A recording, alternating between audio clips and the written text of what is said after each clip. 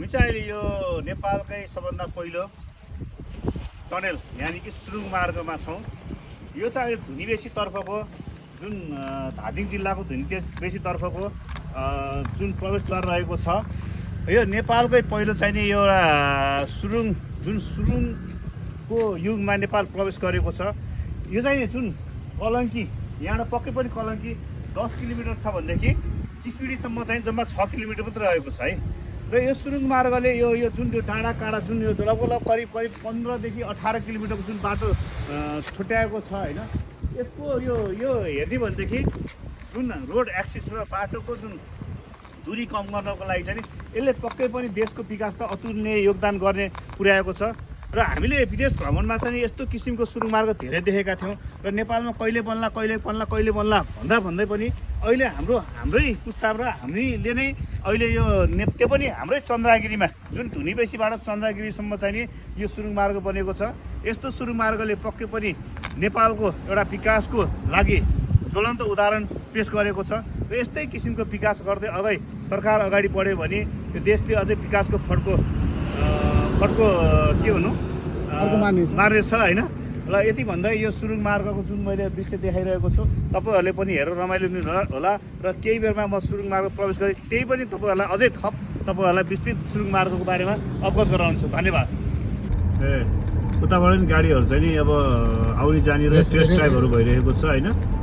यस्तै गरेर यो चाहिँ रेस्क्युका टिमहरू होला होइन पक्कै पनि यहाँको। ल यो चाहिँ नि रेस्क्युका उहरू भयो, एक्जिट रुमहरू भयो।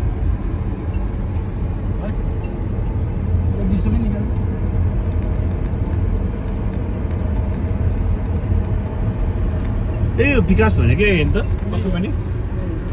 पक्कै पनि यो विकास हो। यसमा विकासमा सबैको त्यति नै जिम्मेवारी पुरा गरेछ, सबैको सहयोगबाट बनेको छ। यसमा एउटा मजदुरदेखि लिएर हामी सबैको एक किसिमको गरेको कर, जनताको करदेखि लिएर राज्य नेतृत्व गर्ने सबैले गरेको छ। त्यसमा चाहिँ मैले गरेँ तैँले गरे होइन, हामी सबैले गरे भन्ने कुरा भन्यो भने मात्र हामी सबैले जित्नु भनेको देशले जित्नु भनेको विकास हो। अर्को एक्जिट होइन, इमर्जेन्सी एक्जिट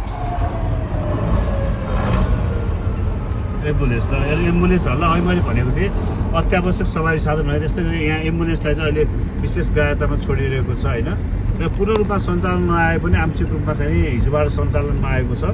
यहाँ इमर्जेन्सी अत्यावश्यक सवारी साधनलाई चाहिँ अहिले आवत जावत गर्न दिइरहेको सुरुङ मार्गले।